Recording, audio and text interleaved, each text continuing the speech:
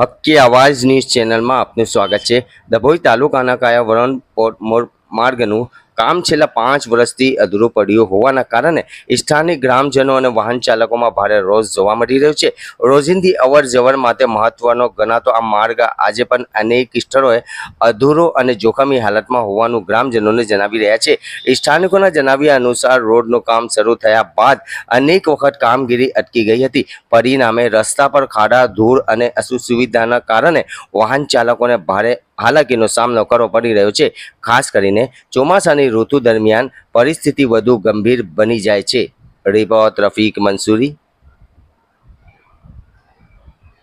કાયાવરોહનથી પોર સુધીનો રોડ છેલ્લા 2 વર્ષથી જે બિસ્માર હાલતમાં છે એ રોડ 1 વર્ષથી પાસ થઈ ગયેલો છે। 1 વર્ષથી તેનું કામ સંપૂર્ણપણે બંધ છે।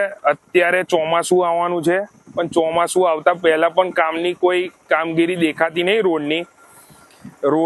રોડથી કારવનથી પોર જવું હોય તો 1 કલાક અડધોથી પોણો કલાક નીકળી જાય છે। પહેલા 10 મિનિટમાં પહોંચી જવાતું હતું, અત્યારે અડધોથી પોણો કલાક થાય છે।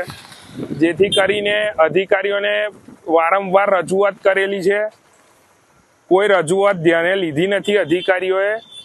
આ કોન્ટ્રાક્ટર સાથે પણ વાત થયેલી છે પણ એક સરખો જવાબ આપતા નથી। બાઇક વાળાના ટાયરો ફાટી જાય છે, એટલા બધા કપચા ઉખડી ગયેલા છે રોડ પર, જેથી અને રોડને પાણીનું છંટકાવ પણ નથી થતું રોડ પર, જેથી કરીને ધૂળની ડમરીઓ ઉડે છે। બાઇક વાળાને તો એટલી બધી તકલીફ પડે છે કે એસટી બસ જાય કે મોટું ડમ્પર જાય કે મોટું વાહન કોઈ બી જાય તો બાઇક વાળાને સાઈડ પર દબાઈને ઊભું રહી જવું પડે છે। એટલી ધૂળ ઉડે છે, આગળ કશું દેખાતું નથી।